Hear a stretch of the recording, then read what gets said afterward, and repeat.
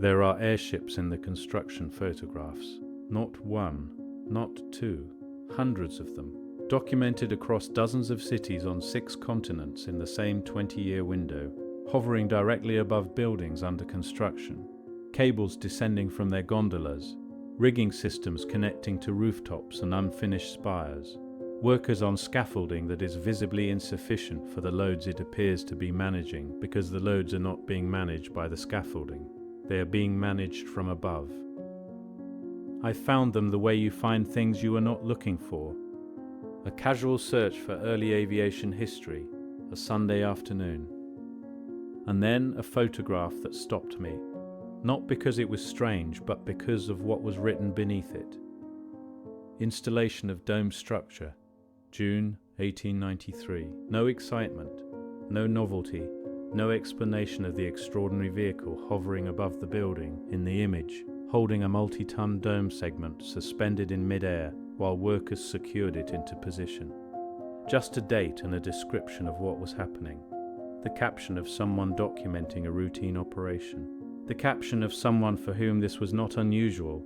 That caption is the most disturbing detail in the photograph. Not the airship, the normalcy. I started searching systematically.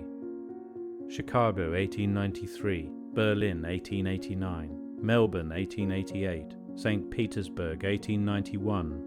Buenos Aires, 1895. San Francisco, 1896. City after city, continent after continent, the same configuration, massive lighter-than-air craft positioned above structures, during the precise moments of construction, when multi-ton architectural elements required placement, with tolerances measured in millimeters. Every image in municipal archives, published in engineering journals of the period, documented by professional photographers, paid by city governments to record construction progress. And in 130 years of architectural history, not one mainstream academic publication has asked what those airships were, where they came from, who built them, or why they vanished from the photographic record after 1912 as suddenly and completely as if they'd never existed. That silence is the subject of this investigation, and what it is protecting is the proof that the buildings those airships were assembling were not being constructed. They were being installed, components of a Tartarian infrastructure, network arriving prefabricated, positioned from the air with precision that ground-based construction methods of the era could not have achieved, and assembled into a planetary system that functioned until 1912 when someone ordered it shut down. Stay with me, because the photographs are only where this starts. The coordination problem hits you before anything else if you look at enough of the photographs. Buenos Aires, 1895. St. Petersburg, 1891. Prague, 1889. Philadelphia, 1887. 4 cities separated by oceans, by language barriers, by political systems in active competition with one another. 4 cities that in the 1890s were connected by telegraph text only, no technical drawings, and by mail that took weeks to cross the Atlantic. The cable configurations in the airship rigging are identical, not similar. The same geometric arrangement of load-bearing lines, the same attachment point positions on the gondola structures, the same angular relationship between the airship's horizontal axis and the vertical drop of the cables during active lifting operations. Measured from the photographs across all 4 cities, the numbers match to a precision that rules out coincidence and rules out independent parallel development. You do not independently develop identical rigging geometry in 4 cities on 3 continents simultaneously. The probability does not approach 0. It is 0. The official explanation that this was parallel innovation, the same practical engineering problems producing the same practical solutions in different locations, fails on the geometry. Parallel innovation produces similar solutions. It does not produce identical ones.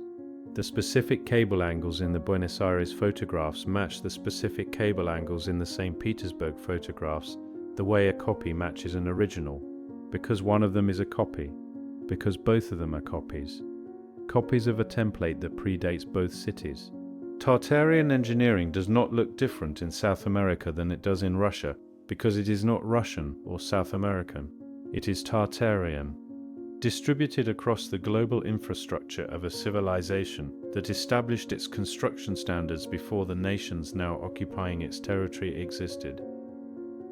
Maintained by the populations that inherited that infrastructure after the Tartarian reset, applied without full understanding of the underlying principles, which is why it looks identical everywhere, because nobody was innovating. Everyone was following instructions they had received from the same source. Instructions they could follow but not explain, which is why the engineering journals of the 1880s describe conventional construction methods in exhaustive detail and treat the airships hovering above their photographs as if they do not exist. You do not document what you did not invent. You document your own innovations. The airships were not innovations. They were inheritance. Modern aerospace engineers will tell you something specific about lighter-than-air craft and precision construction work. They are incompatible. Blimps and dirigibles are subject to atmospheric forces that make sustained precision positioning impossible. Wind displacement, even light breezes, create lateral forces on large envelope structures that cannot be fully corrected by gondola propulsion. Thermal variation, temperature changes across the height of the airship create differential lift that alters the vehicle's attitude continuously. Pressure variation, the lifting gas expands and contracts with atmospheric pressure changes, requiring constant ballast adjustment that introduces vertical movement incompatible with millimeter precision placement tasks. These are not theoretical limitations. They are documented characteristics of every lighter-than-air vehicle ever built and tested. Military blimps used for observation in both world wars were specifically unsuitable for tasks requiring sustained precision positioning. Modern airship engineering has not solved these problems. The physics does not allow it. The construction photographs show the problems solved. Cathedral domes held stationary in mid-air, while workers secured mounting hardware. Bridge segments suspended without visible lateral oscillation during gusty harbour conditions. Bell tower mechanisms lowered with the specific controlled deceleration of equipment guided by precision instrumentation, not the variable descent of a gas-filled envelope responding to atmospheric turbulence. Either every construction photograph from the 1880s across 6 continents is a fabrication, a coordinated fraud involving municipal archives, city governments, engineering journals, and professional photographers across dozens of nations with no documented motive for the deception, or the airships in those photographs were not operating on the principles of conventional lighter-than-air flight. They were operating on something else, something that the engineering literature of the period does not describe, because the engineering literature of the period was not the source of the technology. The technology predated the literature by a margin significant enough that the people operating these vehicles understood how to use them, the way you understand how to use a tool without understanding how the tool was manufactured.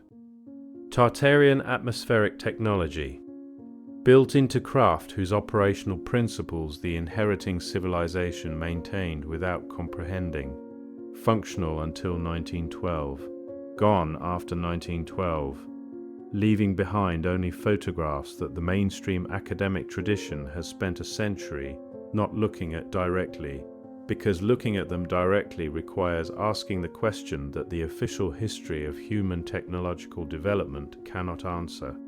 How did they do that? The buildings in the airship photographs are not random civic structures. They are the same category of building that appears throughout this channel's investigation of Tartarian infrastructure. The same proportions, the same mathematical ratios, the same architectural features that in other investigations we have identified as the physical signature of Tartarian energy technology: domes engineered as acoustic chambers, towers positioned as atmospheric conductors, basement complexes containing pressure vessels whose function conventional architectural history has never explained, the Chicago World's Fair buildings, the Budapest Parliament, the Vienna State Opera. These are the structures that appear most consistently in the construction airship photographs, and these are precisely the structures whose construction timelines, whose material precision, whose absence of technical documentation this channel has documented as impossible, within the official framework of 19th century engineering capability. They are impossible to build from the ground up with the tools of the 1880s. They are possible to assemble from above with prefabricated components and aerial positioning technology.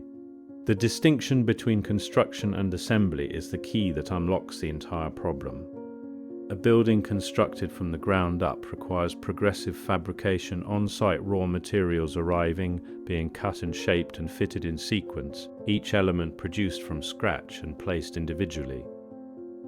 The documentary record of that process is extensive material, invoices, fabrication records, workforce logs, equipment inventories. No fabrication records, workforce logs, equipment inventories. The documentary record for the buildings in the airship photographs is not extensive. For structures of extraordinary scale and precision, built in timelines that the conventional construction narrative cannot justify, the surviving documentation is administrative rather than technical. Dedication ceremonies, budget approvals, completion announcements, budget approvals, completion announcements, rocky wovels, completion announcements, rocky wovels, module of investage, completion announcements for pity with desperate Mars, desperate Lee Giro did not describe, completion announcements, peculiar investage contraparty, not from the 1880s inherited, completion announcements, peculiar investage contraparty, not from the 1880s inherited, completion announcements, completion announcements, peculiar investage contraparty, completion announcements, peculiar investage contraparty, completion announcements, completion announcements, peculiar investage contraparty, completion announcements, peculiar investage contraparty. I have stood inside these structures, not as a visitor, as someone looking for evidence of original function. The acoustic properties are the first thing that strikes you when you stop treating the buildings as architecture and start treating them as technology. Sound in the great dome chambers of these buildings does not behave the way sound in a decorative space behaves. Specific frequencies amplify to intensities that the room's dimensions should not produce. Others cancel with a completeness that implies deliberate acoustic engineering rather than incidental architectural effect. Standing waves persist for durations that would require, in a conventional space, acoustic dampening measures that these buildings do not employ. The buildings were designed to do this. The geometry is too consistent across too many structures on too many continents for the acoustic properties to be accidental. They are engineered, and the engineering implies an understanding of acoustic physics of the relationship between spatial geometry and frequency response that the official history of acoustical science does not credit to the 1880s. The basement chambers compound the evidence. Sealed vessels in the sub-levels of these structures, connected to nothing visible, serving no conventional utility or storage function, sized and shaped with dimensional precision that implies the vessels were manufactured to specification rather than constructed in situ. They respond to atmospheric pressure variation, measurably, with mathematical consistency across the pressure range of normal weather variation, as if they were designed to interact with atmospheric dynamics to capture energy from pressure differentials between the sealed chamber interior and the changing atmospheric conditions outside. The towers contain conductive elements at specific vertical intervals. Not lightning rods, the spacing is wrong for lightning protection, and the materials are not the alloys used for that purpose. Not decorative elements, the positioning follows an electromagnetic logic rather than an aesthetic one. Conductive materials placed at intervals that, in an electromagnetic antenna system, would be described as driven elements and parasitic reflectors. The buildings are antennas, the domes are resonance chambers, the basement vessels are atmospheric energy capture systems, and the Tartarian airships were how you assembled a planetary energy network whose components required three-dimensional precision placement that no ground-based construction method of the era could achieve. This is what was being built in the airship photographs. Not cathedrals, not government halls, not exhibition centers, a machine, distributed across every major city on Earth, assembled from the air, functional for decades, and shut down in 1912. The municipal meeting records from 1911 and 1912 are the closest the official documentary record comes to acknowledging what happened. Fragments, not complete minutes, the complete records of these meetings are among the documents that did not survive into accessible archives, but fragments, quoted in contemporary newspaper accounts of city council proceedings, referenced in the correspondence of officials who attended. The language is consistent across cities on different continents, in different languages, translated independently. Atmospheric safety concerns, unauthorized aerial operations, cessation of aerial construction, grounding of existing craft, removal of related equipment from public buildings, atmospheric safety concerns. That phrase appears in council records from Chicago, from Vienna, from Melbourne, from St. Petersburg in the same 2-year window. Different cities, different councils, different languages. The same phrase, that uniformity is the shutdown's signature. The same coordination that built the network was used to dismantle it.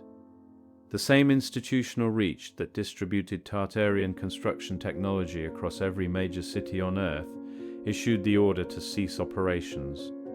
And within a year, by 1913, the airships were gone from the construction record of every city that had documented their routine use for 3 decades. No transition period. No debate in the engineering literature about the decision to abandon valuable equipment.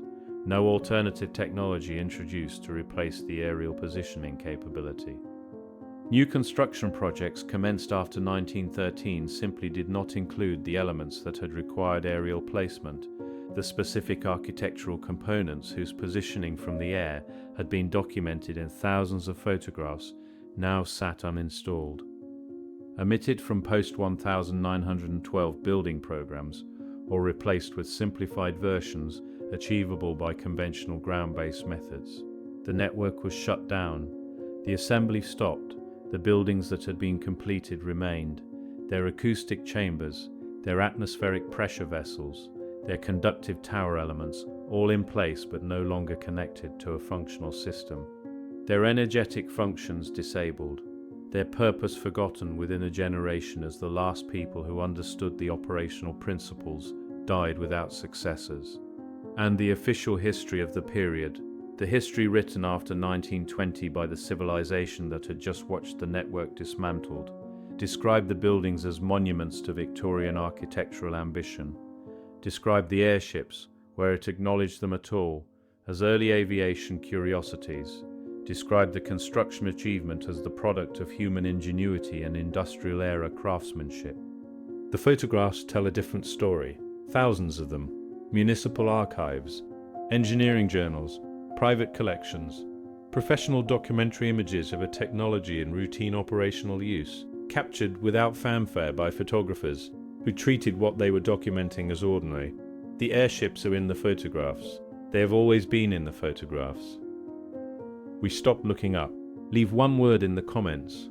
The word that comes to mind when you realize that the construction photographs of every major building from the 1880s may contain evidence of a technology that the official history of human civilization has spent a century not seeing. I will read everyone.